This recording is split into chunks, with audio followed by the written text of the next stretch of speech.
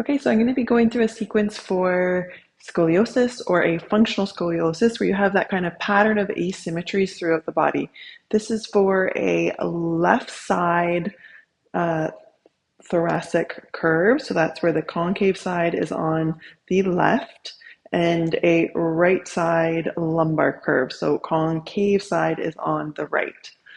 Okay, so I'm going to go through. Always your body is your guide. No pain is what we focus on. If there is pain, you make the movement smaller, you move slower, or you stop. Okay, so first movement we'll be doing is you need to have a wall behind you. You're going to bring your body flat against the wall. So you have your four quadrants, left glute, right glute, left shoulder, right shoulder flat against the wall. If your body anatomy allows you, you also get your heels against the wall. If not quite so much, then you're just bringing your heels slightly forward. Okay? Once you're out there, you want to have a very wide stance, 3 to 4 feet apart. From there, we're just going to take our left foot out, take our heel align with our right arch.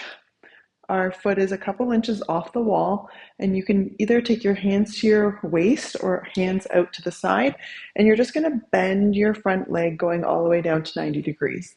As you do this, you check into your four quadrants, left glute, left upper back, right upper back, and see if you can keep those four quadrants flat against the wall as you just gently bend and extend that left leg.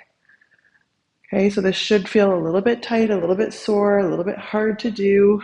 Once you feel like you can get all the way down to 90 degrees, or at least you've done a couple repetitions, we'll pause there for a moment or two. My goal is not to have my knee flat on the wall, but I am having that awareness of trying to bring my knee backwards behind me, not letting it rest forward, and then we're going to gently come all the way up. Okay, so that's targeted our inner thigh going into our psoas. Now we're going to rotate our body. So our hips are now parallel to the short side of the mat. We're going to go nice straight legs, tall spine. We have a little bit of space from the wall. And we're just going to do this movement where we gently bring our right hip slightly forward and relax. Slightly forward, back to neutral. Slightly forward, back to neutral. Okay, we've done that a couple times. Now we're going to cat-cow our back a couple times. And then from there, we're going to see if we can reach our left arm all the way up towards the ceiling, cat-cow once or twice, and then see if we can reach our arm a couple inches back. Our full arm stays straight and flat against the wall, cat-cow the spine, and then go a couple more inches down, cat-cow the spine, a couple more inches. Your body's going to start to rotate to open your chest like a book towards the wall. Both legs are staying straight. You can cat-cow again, only going again as far as feels appropriate for you, taking any stops along the way that you need. Okay, once you've gotten all the way into your T, you're going to inhale, lengthen from your sacrum to your skull. You're going to exhale, reach through that left hand, take up the slack, and reach through the right. We're going to do that again, both legs straight. Inhale, reach the left hand. Exhale, reach through the right. Now that you're all the way into your full end range, you're going to see if you can bend forward any amount, keeping the leg straight. You can lower right hand to left thigh, straighten both legs, take that right hip, see if you can move it slightly forward. You're going to walk your hand all the way up towards the sky. Inhale, lengthen sacrum to skull, and exhale, rotating the torso.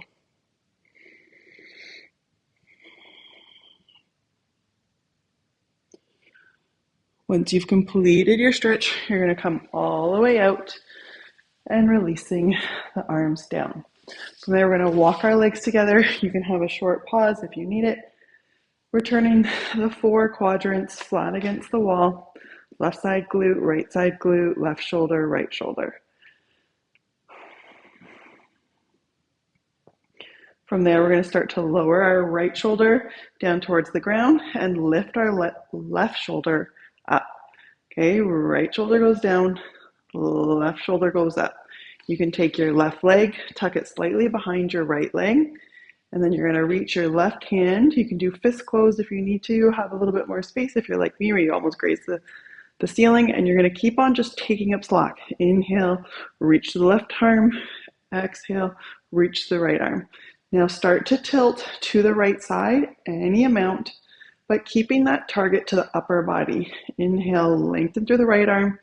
Exhale, lengthen through the right arm. Go a couple inches more. Inhale, lengthen through the left arm. Exhale, lengthen through the right arm. Holding for a moment or two. See if you can go once more. If you're able to go all the way down and into a big kind of C while keeping that target into your upper back instead of just feeling it all in your hip, you're welcome to do so.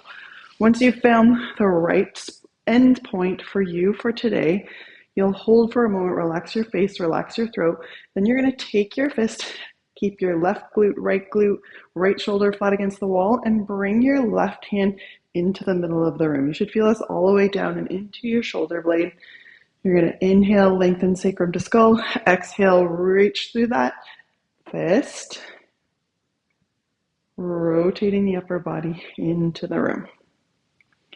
Okay, then we're going to come all the way out.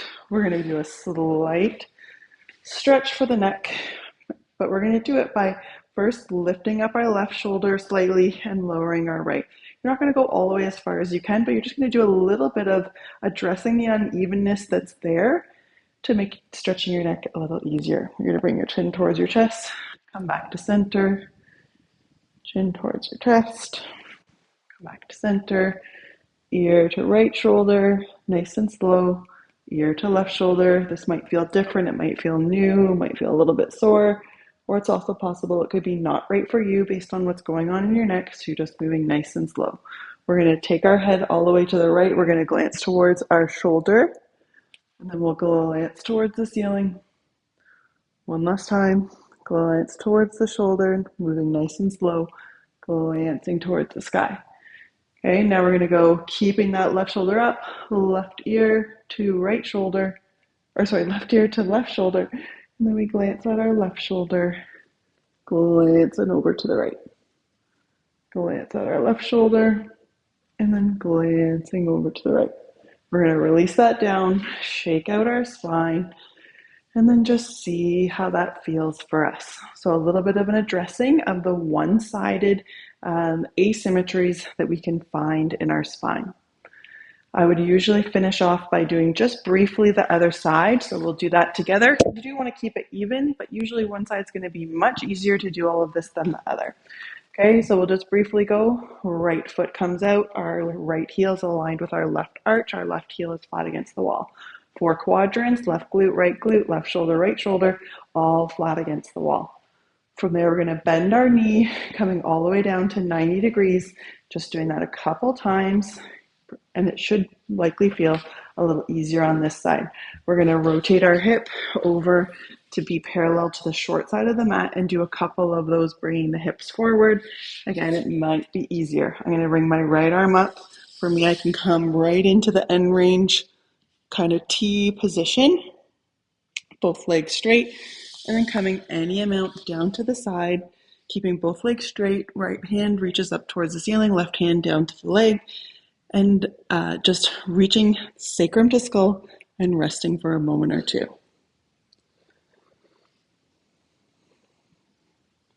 Then we're going to come all the way out, and we'll bring our legs together. We'll do a little bit of our other side. So right foot tucks behind left leg, left shoulder starts moving down, right shoulder goes up. We're going to reach all the way up and over. Left fist goes down, right fist goes up. 4 quadrants stay flat against the wall, and we see if we can get any amount of extra side bend. From there, we're going to Superman our arm straight into the room, holding for a moment or two.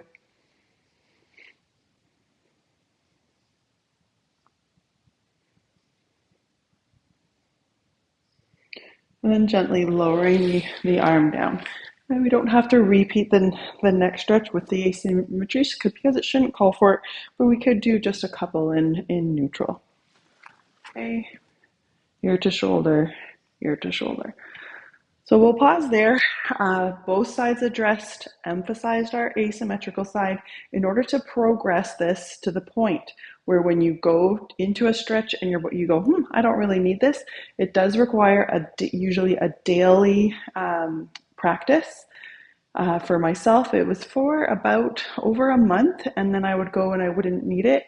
Once you get to the point where you don't need it anymore, as long as you're keeping up some form of yoga class, you don't usually revert to where you started where you started from. But there does require this kind of momentum, get going, get over it, up and over the hill kind of thing with a daily practice to get to the point where you no longer need the stretch and your body's integrated the new range of motion. I hope you enjoyed the class. I would love to hear any feedback you may have, and I will see you soon.